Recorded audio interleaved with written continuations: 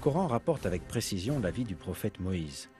Tout comme il retrace le conflit entre Pharaon et les enfants d'Israël, le Coran révèle des informations précieuses sur l'Égypte ancienne.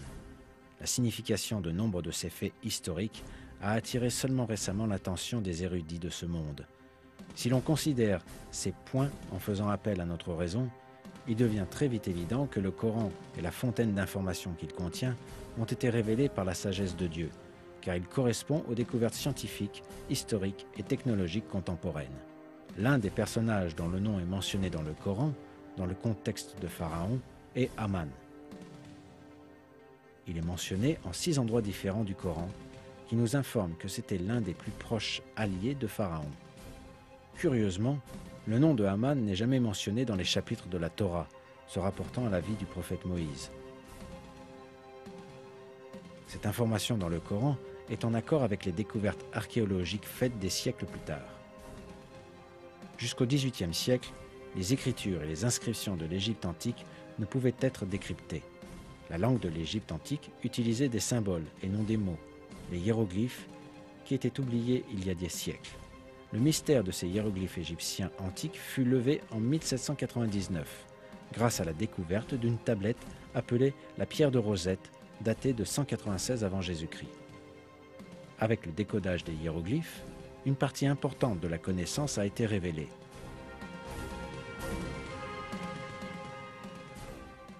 Le nom Haman était en effet mentionné dans des inscriptions égyptiennes.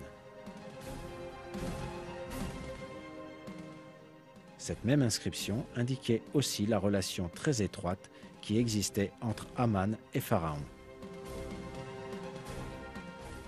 Dans le dictionnaire People in New Kingdom, basé sur l'ensemble des inscriptions, Haman est mentionné comme étant le chef des carrières de pierre.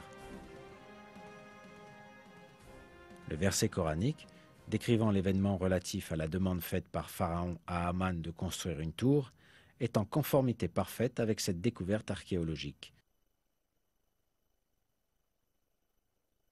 Et Pharaon dit : « Ô notable, je ne connais pas de divinité pour vous autre que moi. Haman, allume-moi du feu sur l'argile, puis construis-moi une tour, peut-être, alors monterai-je jusqu'au Dieu de Moïse. Je pense plutôt qu'il est du nombre des menteurs. »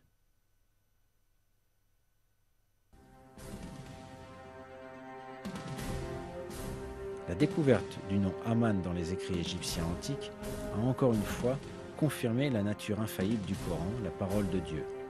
Miraculeusement, le Coran nous fournit une information historique qui ne pouvait ni être détenue, ni comprise à l'époque du prophète.